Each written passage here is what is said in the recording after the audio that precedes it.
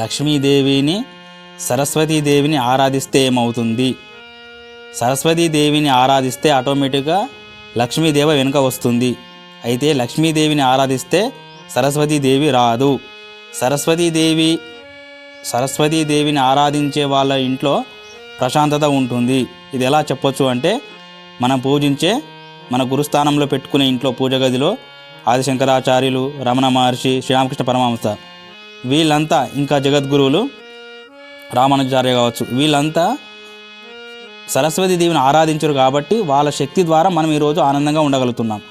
లక్ష్మీదేవిని ఆరాధించి సరస్వతీదేవిని పక్కకు పెడితే మాత్రం ఆ ఇంట్లో శాంతి ఉండదు. ధూమపానము, ఆల్కహాలు, ఇప్పుడు మనం చూసే సీరియళ్ళు, సినిమాలు ఇవన్నీ లక్ష్మీదేవిని బేసిక్ చేసుకొని ఉంటాయి. అందుకే ఎక్కడ చూసినా కోపము, పొద్దున్న లేస్తే నా అంత వాళ్ళు లేడు, నేను చంపుతా, ఏదైనా చేయగలుగుతా, రజస్ అన్నట్టు, ఏదో చేయాలి, ఏదో చంపాలి, ఎప్పుడు మొత్తం ఒక్కొక్క రజస్ అన్నట్టు, వాడు దాన్నే హీరో అనుకుంటాడు. అదే సరస్వతీదేవిని ఆరాధించే వాళ్ళు చూడండి, చాలా ప్రశాంతంగా ఉంటారు.